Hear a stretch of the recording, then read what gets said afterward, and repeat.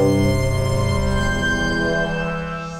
everybody, this is Kyle Bosman here at the Pokemon World Championships. Well, past tense almost now because the closing ceremonies have concluded and it's all basically over. But something that was interesting to me is that Pokemon X and Y news was kind of looming over this event the entire time. Yes, we're playing Black and White 2 and the current card game, but all the news is about this new game. So I was very curious what all the competitors had to say about Pokemon X and Y, the implications it'll have, and how excited they are.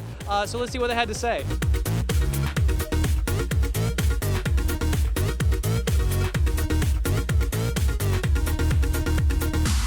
Pokemon X and Y will be the next generation of Pokemon games, which is actually a rare thing. It happens once in only about every 3 years. And with this event being held in August, and those games launching October 12th, we were deep into promotion for next year's game. So would Pokemon's greatest players remain focused on the competition at hand, or were they just as excited as everyone else? I had to know. I gotta talk about X and Y.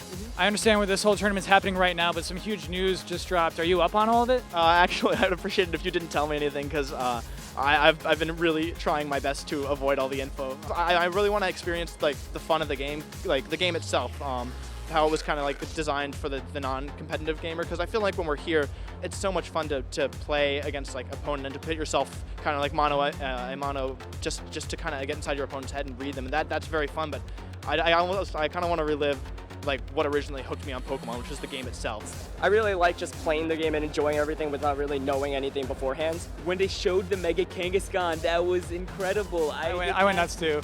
I did not expect that. Because at first I'm like, what changed? He's normal. And then suddenly it's just like, whoop. Bro, I've been following it, but at the same time, I feel like I still don't know anything. That's what makes me really excited. How they're revealing the information, I just can't wait. And obviously with Pokemon X and Pokemon Y, the graphics go to another level.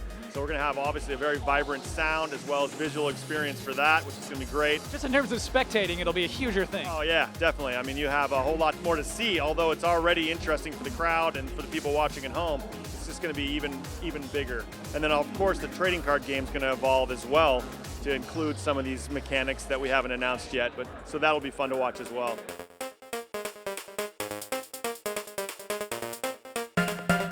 What I found interesting though is that here, with the best in the world, Pokemon X and Y isn't just next year's game, it's also next year's battlefield. Looking forward at like X and Y and all these new Pokemon, does that matter to you?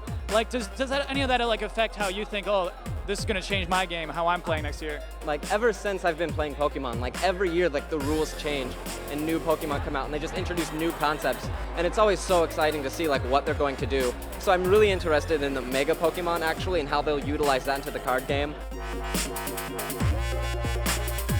With X and Y coming out, there'll be brand new games. Nobody's going to have any idea what's going on at the very beginning. We'll all be on equal ground, so it'll be really exciting to play that for the first time. The better players, when the new games come out, like in 2011, for example, when you could only use the brand new Pokemon from Black and White, I felt that gave like the top players a little bit of an edge. They were able to figure things out quicker than maybe some of the medium level players. And that was one of my favorite years to play. That probably was my favorite year to play.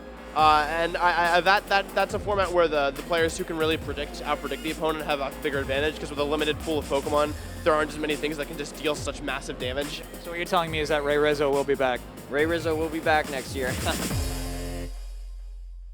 Well everybody, this concludes our coverage of the 2013 Pokemon World Championships. I'm frankly exhausted. That was a blast. That was a lot to cover in a short amount of time.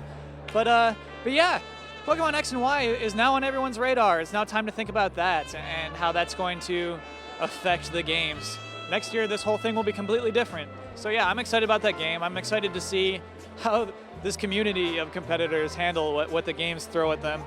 And that's it for here. That's it for Vancouver. It's been a blast. Until next time, I am signing off. See you later.